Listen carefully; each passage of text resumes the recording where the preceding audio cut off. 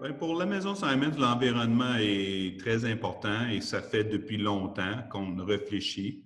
On travaille beaucoup sur beaucoup d'aspects de nos opérations depuis, honnêtement, maintenant 10 ans. On n'en parle pas beaucoup, on en parlait moins avant parce que tout ce qu'on fait, il y a toujours plus à faire dans le fond. Donc, j'avais un genre de sentiment de vouloir juste faire le boulot et ne pas être vu comme étant hypocrite et être critiqué. Donc, là, on va essayer d'en parler un petit peu plus parce que je vois l'importance d'engager notre clientèle et la solution passe par les efforts à l'interne chez nous, mais nécessairement en coopération avec une clientèle qui apprécie ces efforts-là, qui en met une valeur dans les efforts qu'on a mis. Nos efforts ont commencé avec une grande étude de tout notre approvisionnement mondialement, l'impact de notre entreprise à travers de la Terre, avec le PwC Sustainability Group à Londres. Ça fait maintenant peut-être 6-7 ans. C'est un des premiers groupes du monde, je pense. Ils étaient en premier. Et suite à ça, ça nous a permis de diviser notre entreprise, les impacts que nous avons euh, du magasin jusqu'à la production de matières premières à travers du Canada, évidemment, Québec, mais mondialement. Évidemment, la première étape, c'est de réduire. On parle de réduire, recycler, de réduire. Et l'énergie était une chose qu'on utilisait avec les magasins, l'éclairage, le chauffage. On a commencé des tests. La première installation qu'on a faite était à Edmonton, où on a testé. C'était vraiment un apprentissage de connaissances point de vue de la production d'énergie photovoltaïque.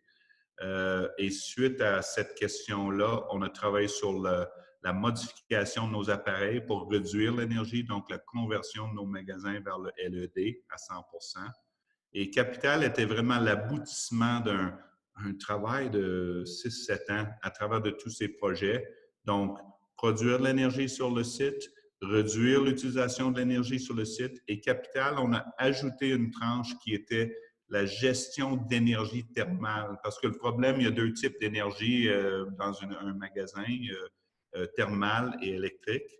Et à Capital, on a innové en utilisant la géothermie et un morceau de software qui nous permet plutôt de produire de l'énergie, utiliser de l'énergie thermale pour chauffer des sections du magasin.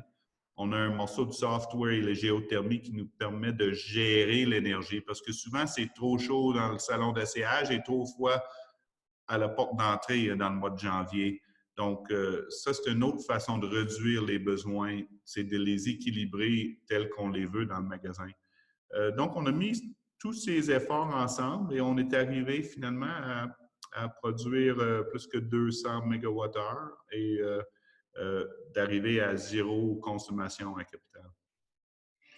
La question de vision que nous avons lancée chez Simons, c'est l'aboutissement de vraiment 5 ans de travail et c'est une reconnaissance de quand nous regardons sur un effet global, l'impact de notre entreprise, il est très fortement pondéré vers la production et le traitement des fibres premières de notre entreprise. Donc, ça nous a forcé à analyser nos chaînes d'approvisionnement.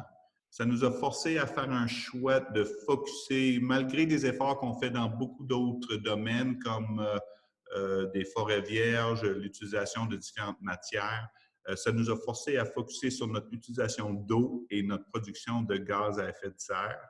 Et Vision est vraiment une genre de parapluie qui va aider le client à être capable d'être plus facilement magasiné selon ses valeurs et son désir de, oui, nous supporter, mais aussi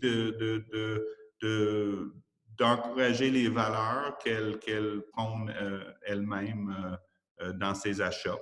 Et c'est un effort de vraiment bouger vers la circularité des fibres, mais les premières étapes, c'est très axé, c'est axé circularité dans les fibres matières premières, mais aussi, en général, réduction d'eau et réduction importante de gaz à effet de serre. Et je pense que l'environnement combiné avec l'équité sociale, c'est les deux défis principaux de notre génération, sur lesquels on serait jugé en 100 ans comme étant quasiment arriéré, pour manque d'un meilleur mot. Donc, suite à ça, on s'est dit qu'il faut qu'on s'implique. On a des valeurs familiales qui croient que l'entreprise n'a pas un droit de fonctionner dans la société, dans la communauté, mais c'est plutôt, on sent un privilège, surtout ici à Québec où on était fondé il y a 180 ans. On a une gratitude et on sent ce privilège-là. Donc, on voulait s'impliquer substantiellement à contribuer à la solution plutôt que juste continuer. J'ai peur que mes petits-enfants vont repenser à moi et dire « Il était bien gentil, grand-oncle Peter, mais mon Dieu, il était fou concernant l'environnement. Il ne comprenait rien. » Mais j'espère qu'ils vont regarder et dire « Ils comprenaient tôt, puis ils ont fait de quoi. » Donc, voilà peut-être la motivation.